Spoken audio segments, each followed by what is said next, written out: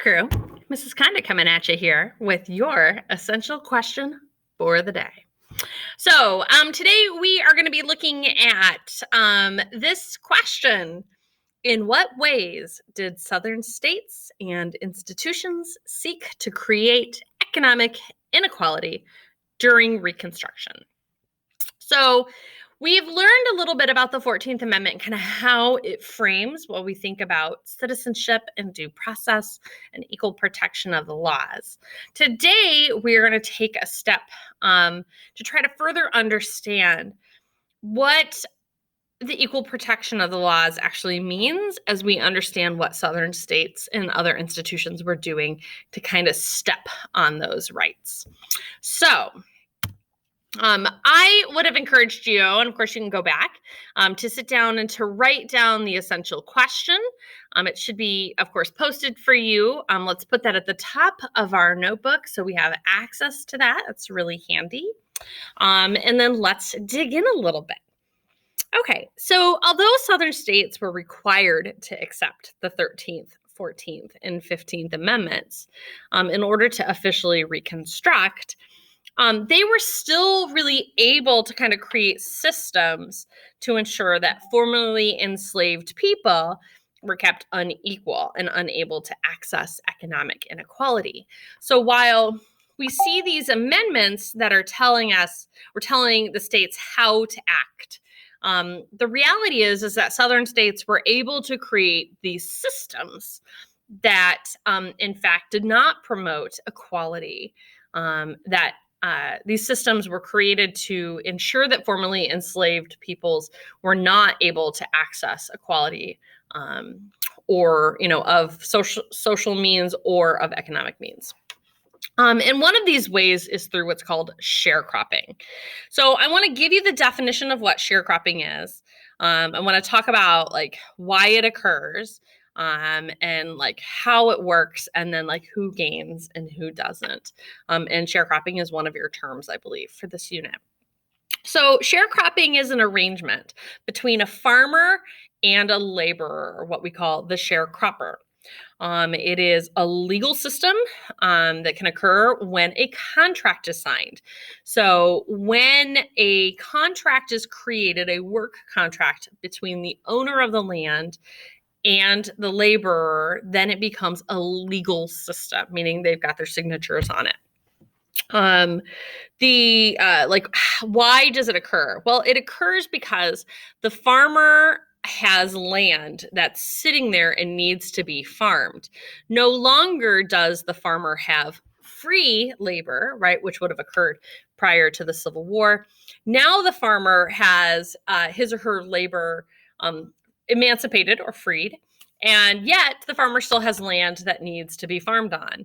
And at the same token, there are formerly enslaved people who are now in a position of freedom, but many of them don't have any resources in which to thrive. They may not have housing, they may not have clothing, they may not have employment. So what sharecropping seeks to do on the most surface level is to fix those two situations where a farmer has land that needs to be farmed on, and you have formerly enslaved people who don't necessarily have the means to leave, or don't have the means of shelter or employment. So it occurs because there's these two systems that are sitting here. And how does it work? Well, the owner of the land creates a contract establishing the work relationship between the sharecropper and the owner of the land. And in many of these occasions, the owner of the land will establish that if the sharecropper works the land, and establishes the work day for the sharecropper, then in return, the sharecropper, or the laborer, will receive shelter. So payment can be in the form of shelter. It can be in the form of clothes. It can be in the form of food. And it could be, in some cases, in the sharecropper receiving a small portion of the crops, which he or she could then sell on the market to earn some cash of some sort. Those are rare occasions, might I add. So you might ask yourself a little bit about, Well, what does that really look like then? If the sharecropper themselves is actually not getting paid for their work, they're receiving these other things like shelter or clothes or food, or maybe a small portion of the crops that might remind you of other institutions you've talked about already. Tenant farming. Oh, I should back out track. Who gains and who doesn't? Well, clearly the farmer is gaining economically because the land is being worked. And the farmer is able to get these crops and to sell the crops and earn money. The farmer does not have to directly pay the laborer, right? It's an indirect payment via shelter or food, or access to crops, which the sharecropper can sell. So in this occasion, really, the sharecropper doesn't truly immediately benefit in the sense that the sharecropper isn't earning money for their work. Instead, they're getting access to things.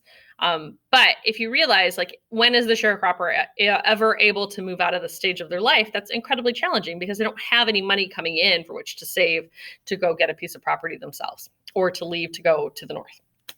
So financially, it is the owner of the land that benefits. Under tenant farming, let's do the same thing. Let's talk about what it is, why does it occur, and how does it work, who gains, who doesn't. So tenant farming is an arrangement very similar to sharecropping between a farmer and a laborer. And again, it's made legal when it's put into a document and signed off by both parties. So then it becomes a legal system. It's intention, like, why does it occur?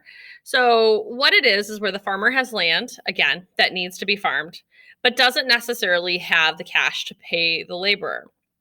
If they've got, this farmer has land and they need to make some money, a laborer, or what we call a tenant farmer, and the word tenant equals renter. A tenant farmer or laborer who has money, that's the condition, they have to have money, may rent the farm land from the owner of the farm. So think of it as a rental agreement. In return, that rental agreement can be in the form of cash or crops.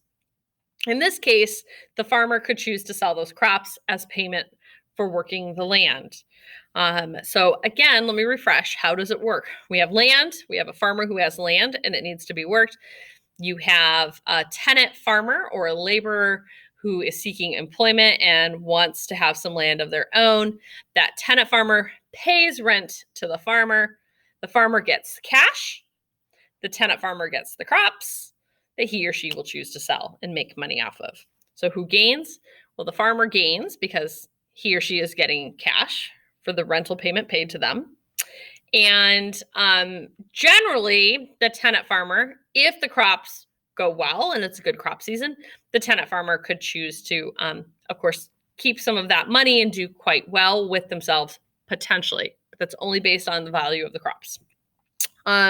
So, later on, though, we're going to see these economic policies like sharecropping and tenant farming kind of play out in other parts of the country. I think it's really important that we're talking about these two systems being in place in the South, but really tenant farming happens all over the United States. And sharecropping is something we don't see a whole lot of in other parts of the country, but tenant farming for sure. I do want to talk about two other systems that are meant to kind of create economic inequalities for people of color, particularly related to this kind of post-Reconstruction or during Reconstruction era. And one of these are housing covenants. So what a housing covenant is it's when minorities are being prevented from renting or buying property in certain zoned communities. And the purpose of doing so is to prevent minority populations, most likely people of color, from being able to move into certain communities. We've had housing covenants all across the United States. There were housing covenants in Vancouver. The alphabets, the ABC streets, like A Street, B Street, C Street, W Street, et cetera. Those were housing covenant streets, meaning those were the only neighborhoods where people of color could live in the 1930s and 1940s when they came here to work in the shipyards during World War II. So housing covenants kind of create these rules about who can live there and who can't.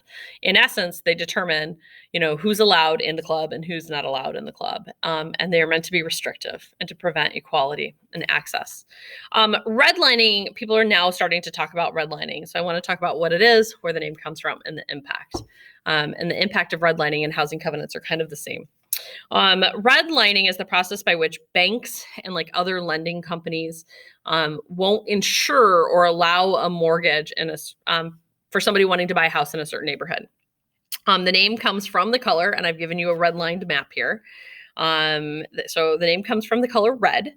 And the red lines were around what were historically minority neighborhoods, particularly African American neighborhoods, indicating that if you wanted to buy a house in one of those red neighborhoods that you see here on this map, it would be really expensive and challenging to buy a house in that neighborhood. Not expensive or challenging like good, like this is an elite neighborhood, but rather like if you wanted to live in that neighborhood, it would be really hard to get a loan to buy a house in the neighborhood. Because mortgage companies or banks or lenders, right, which is somebody who's lending money for you to buy a house, aren't willing to insure the property that's in that red area, which means they're not willing to give you a loan to buy a house there. And because of housing covenants, you'd be restricted from the neighborhoods in which purchasing a home could even occur.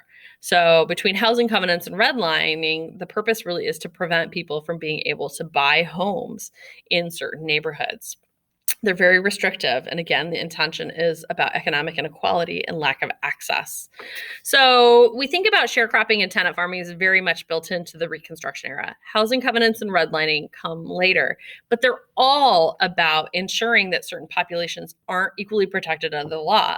Sharecropping, tenant farming, housing covenants, and redlining are all discriminatory practices, which are created in this post Civil War time period as a way to create restrictions for certain populations. If you have any questions, please don't hesitate to ask. Ms. Kiefer and I are happy to answer them for you. Have a great day.